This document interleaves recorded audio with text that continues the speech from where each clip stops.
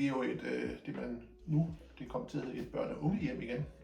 Det havde heddet socialpædagogiske opholdssteder i mange år, fordi man tænkte, at børnehjemsbegrebet var belastet.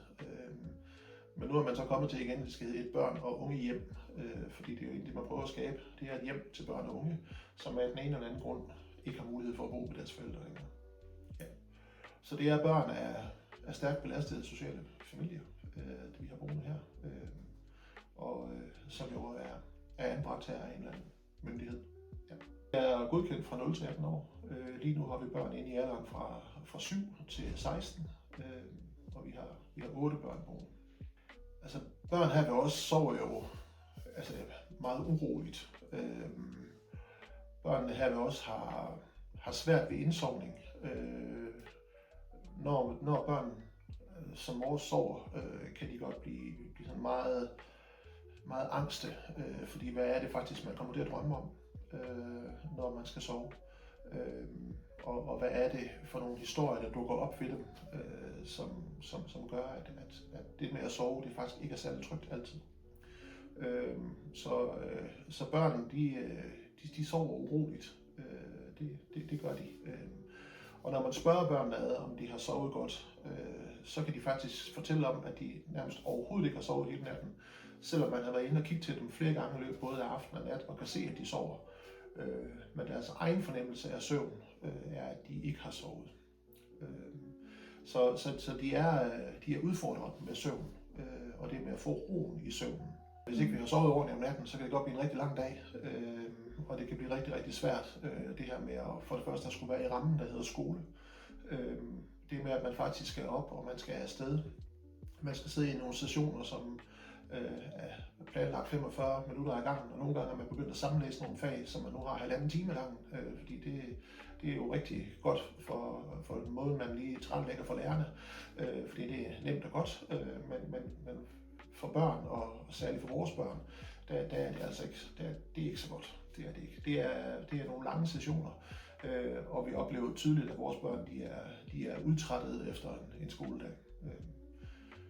Vores børn vil rigtig, rigtig gerne gøre det rigtige. Så det med at være i skole og skal agere inden for det, man kan kalde normal rammen, kan slide enormt meget på dem. Og derfor har de selvfølgelig brug for at få den ro, som natten kan tilbyde. Altså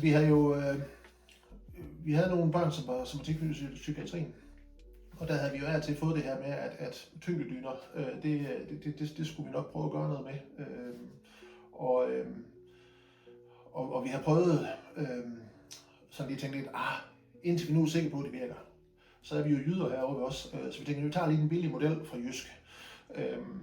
Og de der helt tynde dyner, de har dernede, som også er tyngdedyner, giver jo egentlig godt nok den der tyngde fornemmelse rundt om barnet. Men de bliver for kølige om vinteren, og så skal man jo sådan et 2-dynes system, og det bliver noget rod.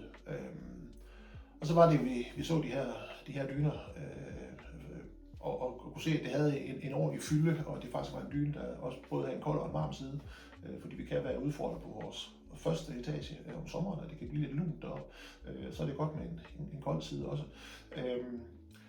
Og så valgte vi at prøve at sige, jamen altså, skal vi se, om det her det faktisk har en effekt. Så skulle vi prøve at gå all in, blev vi enige om. Så vi købte dyner til alle vores børn. For ligesom at se på, hvad har det nogen effekt, eller har det ikke nogen effekt. Det var selvfølgelig en chance at tage. Men vi synes, vi havde set lidt lovende tegn, da vi havde købt den billige udgave. Men det blev sgu ikke særlig godt. Så derfor prøvede vi nu med den her lidt tungere udgave og tykkere udgave. Og rent faktuelt kan vi jo se, altså her der melder pædagogerne ind, når de bliver kaldt ud af deres vagtværelse. Og vi kan jo sige, at vores opkald ved personalet, det er faldet med helt nøjagtigt 27,7%. Så det er jo i hvert fald helt sikkert, at børnene er mindre oppe, end de var før. Og det, altså vi har ikke andre forklaringer, end at det skulle være dynen, der har gjort det. Og være en gave for det første for børnene, men også økonomisk. at det faktisk kan betale sig. Ja. At børnene får bedre søvn. Og det er sådan set det, der er det allermest primære. Et er, at jeg som leder kan sidde og tænke, det er fint, vi har knap så mange opkald, pædagogerne har bedre arbejdsmiljø, for de får sovet ordentligt om natten. Men det er jo faktisk, altså de er på arbejde, de skal løse opgaven. Men det, at vi faktisk kan se, at børnene får en bedre søvn, synes jeg faktisk er det allermest positive. Og derfor er vi igen spændt på at se, hvordan det kommer til at gå de næste måneder. For der er selvfølgelig også noget tilvænning i at skal til at sove med sådan en tung dyne. Men altså, vi har flere, selv vores store 16-årige, inden han kom og sagde, at det her er simpelthen bare den bedste dyne, jeg nogensinde har haft. Den gør, at jeg sådan kan mærke mig selv. Og det synes jeg jo egentlig er et godt billede af. Fordi med nogle af de her børn, altså når vi putter dem, så kan vi godt ligesom tage og sige, altså her er din arm, og her er din albue, og her var din skulder. Så det med, at vi mærker dem opad. Og det gør vi jo, fordi vi vil gerne gøre dem kropsbevidste, hvor er det, jeg går til. Og det er den her dyne med til, altså, og de her tyngdedyner med til. Det der med, at de pakker dem ind og afgrænser dem, sådan at de ikke i situationstegn flyder ud. Fordi hvor er det egentlig, jeg går til? Det kan de have rigtig, rigtig svært med nogle af de her børn. Så derfor så synes vi faktisk, at det rammer dem godt ind om natten. Og det giver en eller anden tryghedsfølelse for dem, er jeg næsten sikker på. Men det er også det, erfaring fra psykiatrien viser, og det er også derfor, at psykiatrien anbefaler det. Det er jo, at netop den her type børn har brug for den der med at føle sig holdt om natten på en eller anden person. Vi har nogle enkelte af vores små børn, som vi bruger sammen med komfortpuden, som er sådan en bedre kendt som graviditetspude, eller sådan en stor rund en der. Så de ligger ligesom helt rammet ind i den, og så med tyngdedynen over sig.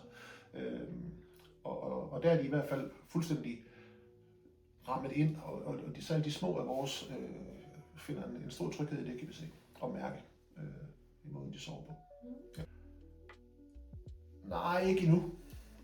Om vi kommer til det skal jeg ikke kunne sige, men det er stadigvæk svært med indsovning for nogen, det er det. Og det handler jo i den grad med den baggrund, de kommer fra, og de utryghedsskabende faktorer, der har været omkring dem. Og de ting, som måske ofte er sket for de her børn om natten. Det med, at nogen måske er vågnet om natten, og forældrene er taget afsted, taget på værtshus måske, og at de så vågner selv, og på den måde ikke ved, altså, hvornår kommer min mor igen? Kommer hun igen? Hvad er der sket med hende? Så jeg vil ikke sige, at det er ikke der, vi har set en stor effekt endnu. Igen, vi ved ikke, hvad der kommer. Vi har kun haft de her dyner om måneden. Men det er ikke selve indsovningen. Det er ikke der, vi har set en stor effekt endnu. Men vi kan se på mængden af opvågninger i løbet af natten, at der er en bedring. Jamen, nærmest alle. Jeg tror alle sammen, at vi har brug for den der med at føle det der med at det er trygt at sove, og det er godt at sove, og det med at føle sig passet på, holdt om, et eller andet. Det giver ro i vores nervesystemer. Så jeg tænker, at det er godt for alle. Men med de her børn, vi har boende her, som har virkelig urolige nervesystemer, der kan vi i hvert fald fornemme, at der er en god bedring for dem i deres nattesøvn. Med de resultater, vi har indtil nu, vil jeg sige, at det burde alle gøre, altså på institutioner. Der er heldigvis også en vis bevægelse i det, og et vis fokus på det, at hvad kan vi gøre for at regulere børns nervesystemer. Og der er det her en af de ting, som man jo fra psykiatriens side i mange år har sagt, at det her det er en god mulighed, både med tyngdedyner, kædedyner, kugledyner og hvad ved jeg. Så måske skal man bare ikke vente på, at psykiatrien anbefaler det. Det var i hvert fald det, vi gjorde her. Der valgte vi at sige, nu går vi all in. Nu køber vi det til alle børn. Og det synes vi faktisk har været godt. At det her det er godt for den her gruppe børn. Det med, at vi på alle de måder, vi overhovedet kan hjælpe dem, tyngdesynet kan ikke stå alene på ingen måder.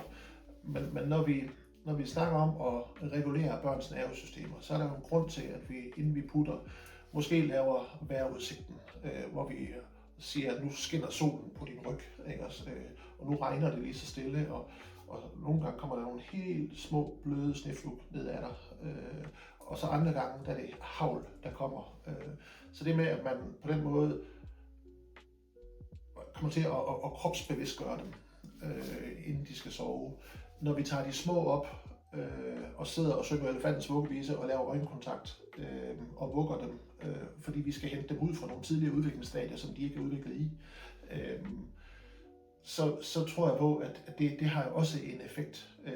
Kan vi så give dem noget i så simpelt en ting som en dyne, de skal sove med, så er det bare med til at forbedre det der, altså det store billede af, hvad er det faktisk, de her børn de har brug for af at kunne blive reguleret i deres nervesystemer.